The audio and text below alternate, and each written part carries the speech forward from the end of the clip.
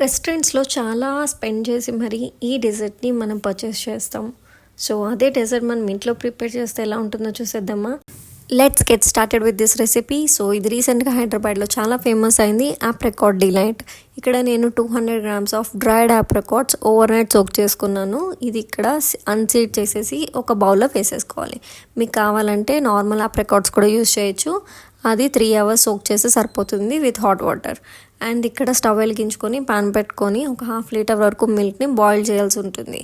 తర్వాత బాయిల్ చేసిన మిల్క్ని పక్కన పెట్టి ఇందాక మనం తీసుకున్న ఆప్రికాట్స్ని మళ్ళీ స్టవ్ వెలిగించి పాన్ పెట్టుకొని ఇందాక మనం యూజ్ చేసిన వాటర్ కూడా ఇందులో యాడ్ చేసేసి ఒక ఫుల్ కప్ ఆఫ్ షుగర్ అనేది యాడ్ చేసేయాలి.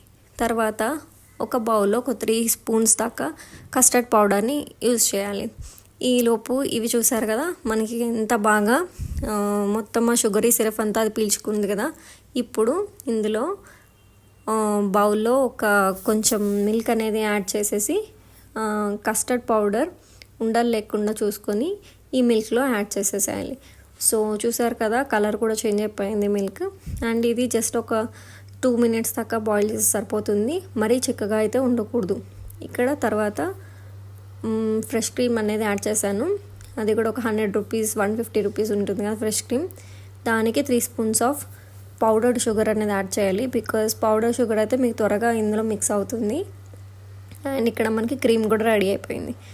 ఇప్పుడు ఇందాక మనం బాయిల్ చేసుకున్న ఆప్రికాట్స్ చల్లారిన తర్వాత ఇలా ప్యూరీ టైప్ చేసుకొని కింద ఒక లేయర్ వేసి పైన మనకి కేక్స్ ఉంటాయి కదండి బేకరీలో, కేక్స్ వెనిలా ప్లెయిన్ కేక్స్, అవి కావాలంటే మీరు యూజ్ చేసుకోవచ్చు. లేదంటే ఇలా పీసెస్గా అయినా మీరు తీసుకొని ఒక లేయర్ అనేది యాడ్ చేసుకోండి.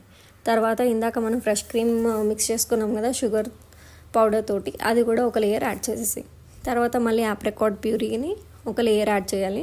సో ఈ ప్రాసెస్ అనేది కంటిన్యూ చేయాలి. మీకు ఎన్ని లేయర్స్ కావాలంటే అన్ని లేయర్స్ ఇలానే వేసుకోవాలి. సో ఇక్కడ ఇందాక కస్టర్డ్ మిల్క్ అనేది చూసాం కదా, వేసాం.